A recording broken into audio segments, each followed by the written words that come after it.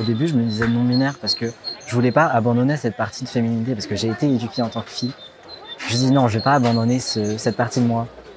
Sauf que ça a jamais vraiment été moi. C'est une identité qu'on a collée sur mon front, qui ne me correspondait pas. Quand ça reste une chance d'être dans un cadre familial sécurisant, ça peut rester quand même très stressant. Parce que c'est dévoilé à ses parents que depuis notre naissance, en fait, on n'est pas l'image de l'enfant qu'il croyait voir. On vient briser quelque chose en soi.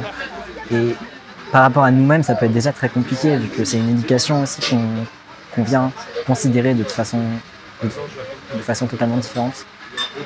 Mais pour eux, ça peut être aussi différent de se dire ma fille n'est pas ma fille en fait, ou alors mon garçon n'est pas mon garçon.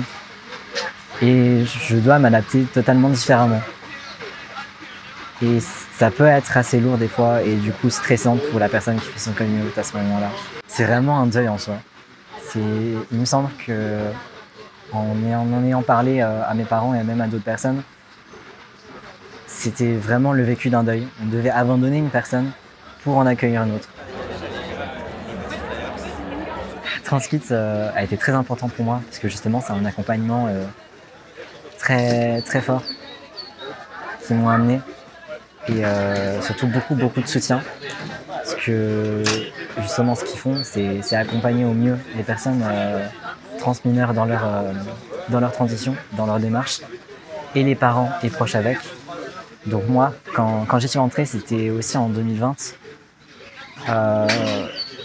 J'ai pu rencontrer d'autres jeunes trans comme moi. C'est la première fois que j'en rencontrais, en tout cas en vrai.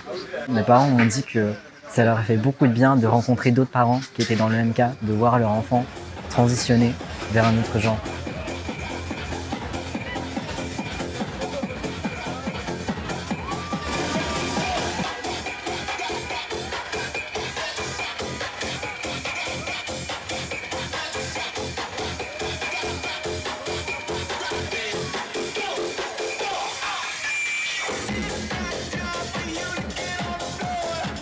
C'est important de pouvoir distinguer toute une série de concepts. Donc bien sûr, il y a cette distinction qui constitue vraiment, je crois, la base de la compréhension de ces notions-là, et donc la distinction entre le genre, le sexe et la sexualité. Le sexe est donc ses caractéristiques corporelles et physiques du corps.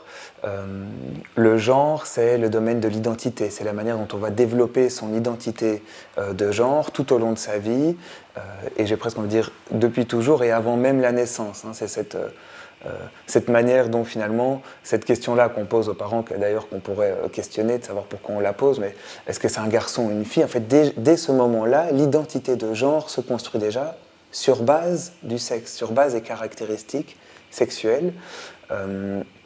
On a tendance à croire que c'est la même chose, mais c'est bien deux choses distinguées. Et ce qui se passe dans certaines situations, c'est que l'identité de genre ressentie par la personne ne coïncide pas, ou pas complètement, pas totalement, avec ses caractéristiques sexuelles. S'offre alors la possibilité à cette personne d'explorer son identité de genre, voir si c'est ce que la personne ressent, de transitionner, de faire une transition de genre. Les enfants trans, ça existe. Les personnes trans non-binaires, ça existe. Les personnes trans qui ne s'engagent pas dans un parcours de transition médicale, ça existe. Qui ne s'engagent pas dans un parcours de transition légale, ça existe. La notion de point de confort, donc de cheminer dans ce qu'est sa transition, ça existe. L'exploration de l'expression de genre, bref, tout ça, on se rend compte un petit peu que tous ces vécus-là existent, qu'il n'y a pas une manière de vivre sa transition. Et ça, je crois que ça vient apaiser beaucoup la manière dont les parents peuvent aussi envisager ce qui est en train de se passer. Puisqu'en fait, c'est de ça dont il est question bien souvent. C'est tout l'enjeu pour les parents d'aller rejoindre leur enfant dans une réalité qui n'est pas a priori la leur, mais qui va vite le devenir. Et c'est de voir à quoi les parents vont pouvoir se raccrocher pour suivre l'enfant.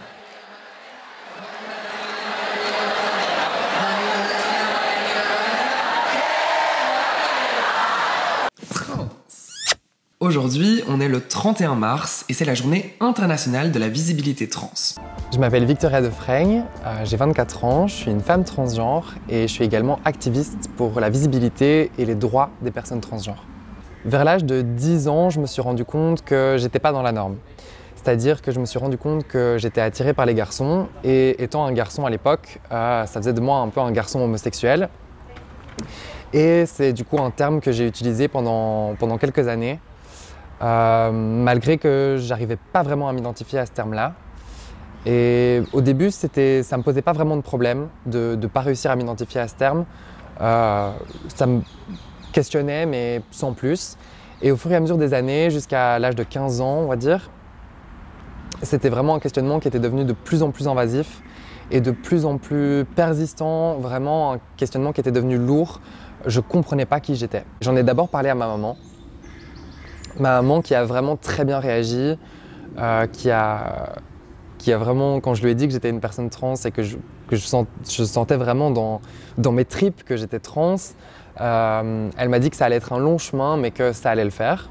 Et puis j'ai dû l'annoncer à mon papa. Ça a été pas du tout pareil parce que j'étais beaucoup moins proche de mon papa à l'époque, notamment pour cette raison aussi, je pense qu'il y avait un peu une dissonance dans la manière dont il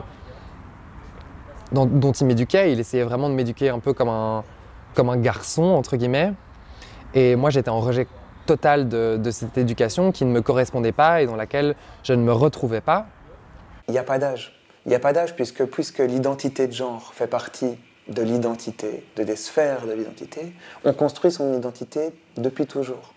On la construit tantôt seul, tantôt en reflet avec l'entourage, et puis tantôt c'est l'entourage qui va un peu construire une partie de notre identité. Il y a un voyage au sein de toutes ces sphères-là, et donc je crois que ça n'a pas de sens de considérer que le genre serait quelque chose qui se construit à partir de tel âge, à partir de la puberté, puisque ça appartient à l'identitaire, et puisque en plus, ironie, je trouve que bien souvent les adultes assignent une identité de genre très très rigide, très très stéréotypée dès l'enfance déjà.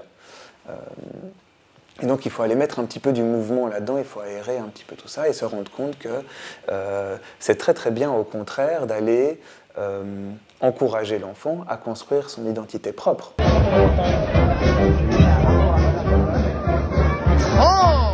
Il y a vraiment eu un moment de transition entre le moment où on commence à m'appeler par mon nouveau prénom, Victoria, le moment où je commence forcément à changer mon expression de genre, mon expression de genre commence à devenir beaucoup plus féminine, et je voyais que c'était flou un peu dans les yeux de mes parents et que mes parents ne savaient pas vraiment sur quel pied danser. Pendant longtemps, ma maman voulait m'appeler juste Vic parce que c'était un peu neutre et donc c'était plus facile pour elle de m'appeler Vic. Mais c'était assez dissonant pour moi parce que mon nouveau prénom c'était Victoria et donc je voulais qu'on utilise le prénom Victoria. Ça me permettait aussi utiliser le prénom Victoria, ça permet aussi pour moi affirmer mon genre et l'affirmation de son genre c'est super important en tant que personne trans. En fait on a besoin d'être un peu célébré dans notre genre et on a besoin de le revendiquer mais aussi qu'on le revendique pour nous.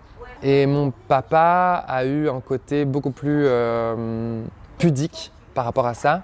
Mon papa a fait beaucoup moins d'erreurs sur mon prénom, mon papa m'a beaucoup moins mégenré au début de ma transition parce que je pense qu'il avait compris le challenge que ça pouvait être et il avait compris à quel point ça pouvait être important pour moi aussi de justement ne pas devoir faire face constamment à des personnes qui se trompent. Ça fait des années que je dénonce le manque d'action de la part des autorités de l'ULB quant à ces toilettes genrées. Je demande qu'il y ait des toilettes non genrées à l'ULB depuis 1 an et demi maintenant. J'en ai déjà fait une conférence à l'ULB. Effectivement, dans mon travail d'activiste, il y a un peu un côté de représentation qui est très important. Je porte une voix, je porte la voix d'une communauté et les gens ont parfois tendance à croire que j'incarne la voix de toutes les personnes transgenres alors que non, on est tous différentes. Avec l'écriture de ce livre, j'ai eu beaucoup de retours de personnes transgenres qui m'ont communiqué que ça avait été vraiment un moyen pour elles de faire leur coming out à leurs parents. Et c'est exactement comme ça que j'avais envisagé le livre. Et donc c'est assez puissant de voir que j'ai peut-être aidé des dizaines ou peut-être même des centaines de personnes trans à faire leur coming out à leurs parents en leur tendant ce livre.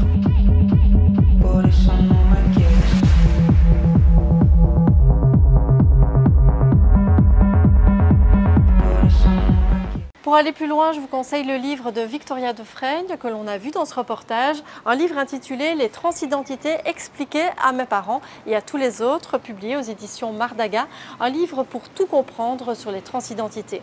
Et si vous avez des questions sur ce sujet ou si vous souhaitez être accompagné, vous pouvez contacter l'ASBL Épicentre, un espace de santé inclusive. Merci de nous avoir suivis et à très bientôt pour un nouveau rendez-vous de la laïcité.